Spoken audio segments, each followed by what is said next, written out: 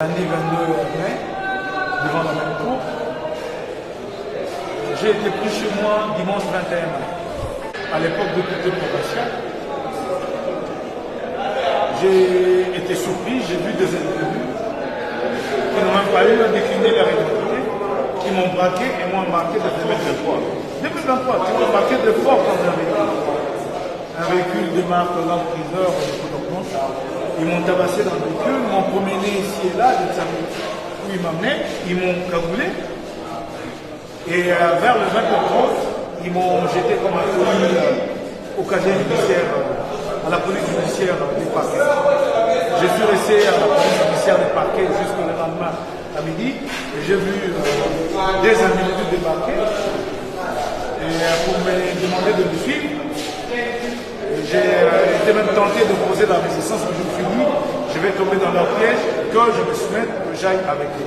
Parce que je leur ai demandé, en vertu de quel mandat ils venaient me prendre là où j'étais déjà détenu, irrégulièrement. J'ai passé la nuit là-bas sans être entendu. Rien, aucun acte de procédure n'a été posé en mon compte. On me prend de la cour de la police judiciaire de parquet midi 13h, on m'amène à la cour d'appel, c'est là que je me rends compte qu'en fait dans ce pays, la justice n'existe pas. J'arrive au secrétariat où les deux messieurs brandissent un document, lesquels c'est celui-là, je vois la main des transferts de prévenus, et j'entends la dame qui leur dit, la dame qui est au secrétariat, qui leur dit, ah non, mais où est le procès verbal de quoi? De saisie des prévenus. Il semble que c'est un impératif en la matière. Ah non, vous savez, et je le vois se retirer de côté, faire des appels, et la dame recevoir un autre appel pour dire je reçois comme ça, et puis elle a réceptionné ces documents-là. Dites-moi, j'ai été arrêté par qui, pourquoi et comment je me suis retrouvé devant la cour d'appel. Et je vois là, jusqu'à ce jour, un document avec objet, transfert de prévenus, de la cour de cassation à la cour d'appel. J'ai jamais mis les pieds à la cour de cassation, jamais. Mais que la cour de cassation me dise quel est le magistrat qui m'a auditionné là-bas. Quel est le magistrat? Son nom. C'est le magistrat qui m'a auditionné. Et j'arrive devant la cour d'appel, j'ai fait ce récit, je relève ce que mon avocat appelle en droit des irrégularités, mais personne ne m'écoute. Personne ne m'écoute. Mais de quelle flagrance s'agit-il? L'émission qui est incriminée, j'y ai participé la veille, il était samedi.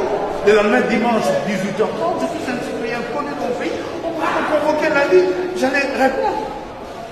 Je suis pris devant chez moi par des inconnus, devant mes enfants que j'ai laissés traumatisés complètement. Mon fils aîné a même appelé mon frère pour lui dire, je ne pense pas, c'est pas la première fois qu'on m'arrête pour mes opinions.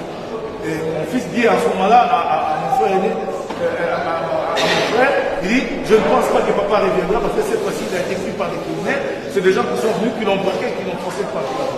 Nous sommes dans quel pays, dites-moi encore. Et là je suis devant la justice de la République démocratique. Pris dans ces circonstances-là, et donc la justice a été utilisée pour donner la forme à cette arrestation irrégulière. Irrégulière totalement. Totalement. La justice est venue donner la forme, donc le matin du lundi, on s'est demandé qu'est-ce qu'on fait, lettre de transfert de prévenus. Quel transfert de prévenus? Je venais d'où pour aller où? Je venais d'où pour aller où? Dites-moi un peu, je suis devant vous, devant votre cour. Je venais d'où pour aller où? Je vois les signer même par la plus haute autorité de la magistrature du pays, le procureur général de la Cour de cassation. Je me sens en insécurité dans mon pays. C'est le procureur général de la Cour de cassation qui signe la lettre.